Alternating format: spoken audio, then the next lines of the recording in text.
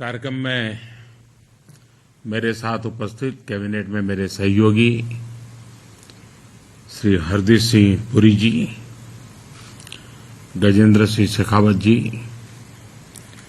प्रहलाद सिंह पटेल जी, कौशल किशोर जी, Vishweshwar two D जी, सभी राज्यों के उपस्थित मंत्रीगण, अर्बन लोकल बॉडीज के मेयर्स और चेयरपर्सन्स, म्युनिसिपल कमिश्नर्स, स्वच्छ भारत मिशन के अमृत योजना के आप सभी सारथी, देवी और सज्जनों, मैं देश को स्वच्छ भारत अभियान और अमृत मिशन के अगले चरण में प्रवेश की बहुत बहुत बधाई देता हूं। 2014 में देशवासियों ने भारत को खुले में शौच से मुक्त करने का, ओडीएफ बनाने का संकल्प लिया था। 10 करोड़ से ज्यादा शौचालयों के निर्माण के साथ देशवासियों ने ये संकल्प पूरा किया। अब स्वच्छ भारत मिशन अर्बन 2.0 का लक्ष्य है गार्बेज फ्री शहर, कचरे के ढेर से पूरी तरह मुक्त ऐसा शहर बनाना। अमृत मिशन इसमें देशवासियों की और मदद करने वाला है। शहरों में 100% लोगों की साफ पानी तक पहुंच हो, शहरों में सीवेज का बेहतरीन प्रबंधन हो, इस दिशा में हम आगे बढ़ रहे हैं। मिशन अमृत के अगले चरण में देश का लक्ष्य है सीवेज और सेप्टिक मैनेजमेंट बढ़ाना, अपने शहरों को वाटर सिक्योर सिटीज बनाना और ये सुनिश्चित करना कि हमारी नदियों में कहीं पर भी कोई गंदा नाला न गिरे। साथियों, स्वच्छ भारत अभियान और अमृत मिशन की अब तक की यात्रा वाकई हर देशवासी को गर्व से भर देने वाली है। इसमें मिशन भी है, मान भी है, मर्यादा भी है, एक देश की महत्वाकांक्षा भी है और मातृभूमि के लिए अप्रतिम प्रेम भी है। देश ने स्वच्छ भारत मिशन के माध्यम से जो हासिल किया है वो हमें आश्वस्त करता है कि हर भारतवासी अपने कर्तव्यों के लिए कितना संवेदनशील है, कितना सतर्क है। हम सफलता में और इस सफलता में भारत के हर नागरिक का योगदान है। सबका परिश्रम, सबका पसीना है और हमारे स्वच्छता कर्मी, हमारे सफाई मित्र हर रोज झाड़ू उठाकर सड़कों को साफ करने वाले हमारे भाई बहन, कूड़े की बदबू को बर्दाश्त करते हुए कचरा साफ करने वाले हमारे साथी सच्चे अर्थ में इस अभियान के महानायक है।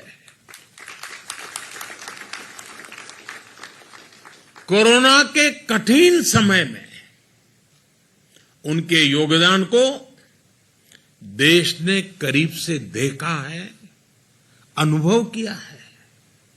मैं देश की इन उपलब्धियों पर हर भारतवासी को बधाई के साथ ही स्वच्छ भारत मिशन अर्बन 2.0 और अमृत 2.0 के लिए शुभकामनाएं देता हूं।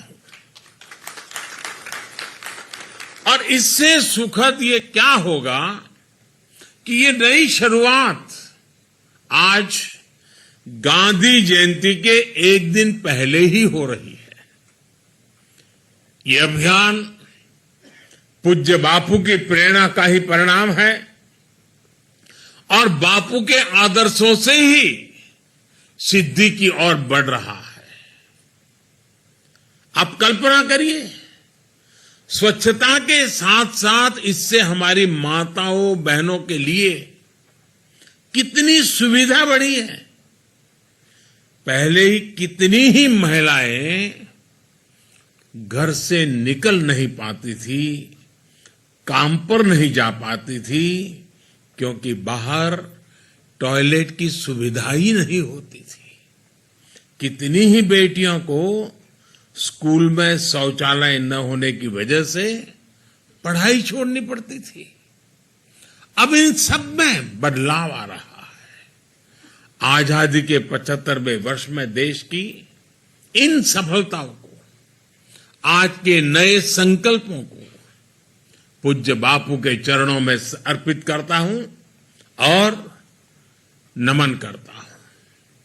साथियों, हम सभी का ये भी सौभाग्य है कि आज ये कार्यक्रम बाबा साहब को समर्पित इस इंटरनेशनल सेंटर में आयोजित हो रहा है। बाबा साहब असमानता दूर करने का बहुत बड़ा माध्यम शहरी विकास को मानते थे। बेहतर जीवन की आकांक्षा में गांवों से बहुत से लोग शहरों की तरफ आते हैं।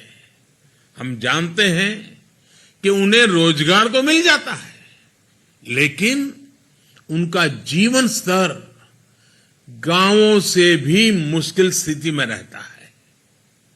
ये उन पर एक तरह से दोहरी मार की तरह होता है। एक तो घर से दूर और ऊपर से ऐसी कठिन स्थिति में रहना। इस हालात को बदलने पर, इस असमानता को दूर करने पर बाबा साहब का बड़ा जोर था।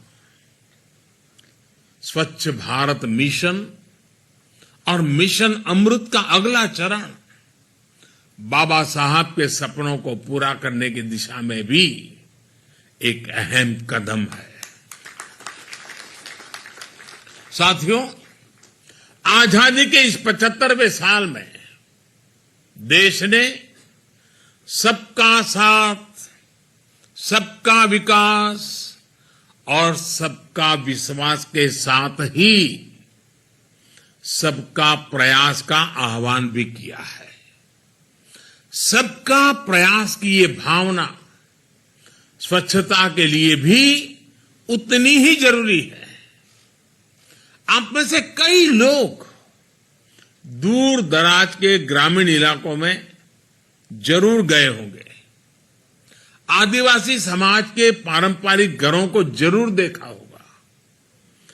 कम संसाधनों के बावजूद उनके घरों में स्वच्छता और सौंदर्य को देखकर हर कोई भी आकर्षित हो जाता है। ऐसे ही आप नॉर्थ ईस्ट में जाइए, हिमाचल या उत्तराखंड के पहाड़ों पर जाइए। पहाड़ों पर छोटे छोटे घरों में भी साफ सफाई की वजह से एक अलग ही सकारात्मक ऊर्जा प्रवाहित होती है। इन साथियों के साथ रहकर हमें सीख सकते हैं कि स्वच्छता और सुख का कितना गहरा संबंध होता है।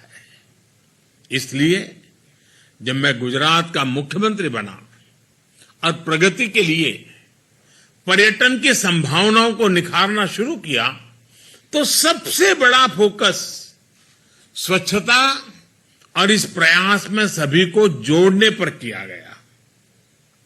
निर्मल गुजरात अभियान जब जन आंदोलन बना तो उसके बहुत अच्छे परिणाम भी मिले।